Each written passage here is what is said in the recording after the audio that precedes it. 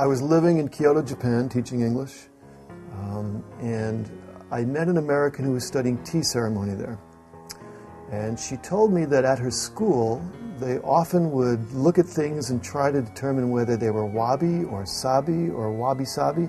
And she tried explaining it to me, and I was very interested in it, but I couldn't quite get it. So what I did is I started to ask my students. And when I'd ask them, what is wabi sabi?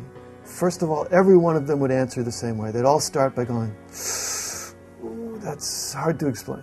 And I knew they were saying to me, or at least thinking, oh, you're not Japanese, you'll never get it. And very soon after hearing about Wabi Sabi, I went to a pet store and picked out a kitten, and maybe that influenced me also in terms of the storyline of the cat who travels trying to find out what Wabi Sabi means. Wabi Sabi is imperfection, is seeing the beauty of things which are not noticed by ordinary vision.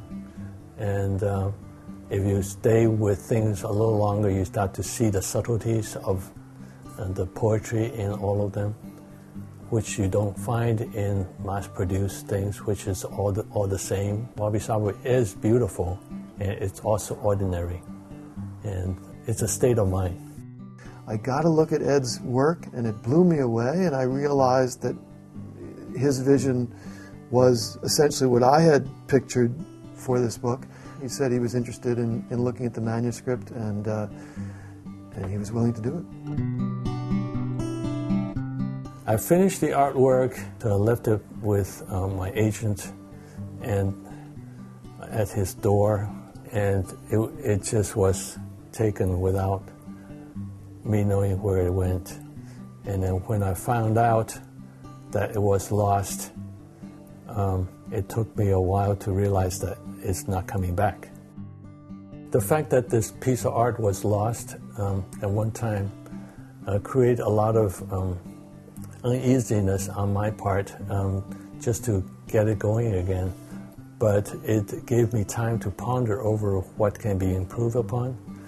And then when I wanted to recreate something, as I know I cannot recreate exactly like it was before, I want to see what I can use to make it a better book. And that intention alone has become the basis of Wabi Sabi. Here's Wabi Sabi. My t-shirt. Yeah, it's a rag now. Well, when you first read the book, you really don't know what those materials are. They are just textures and colors and patterns. It doesn't occur to anybody those are actually found materials. But then they are just as beautiful as anything that you buy in the store. In fact, they are better because they were done accidentally, and they have their own beauty, and never thought that it can be used for a piece of art.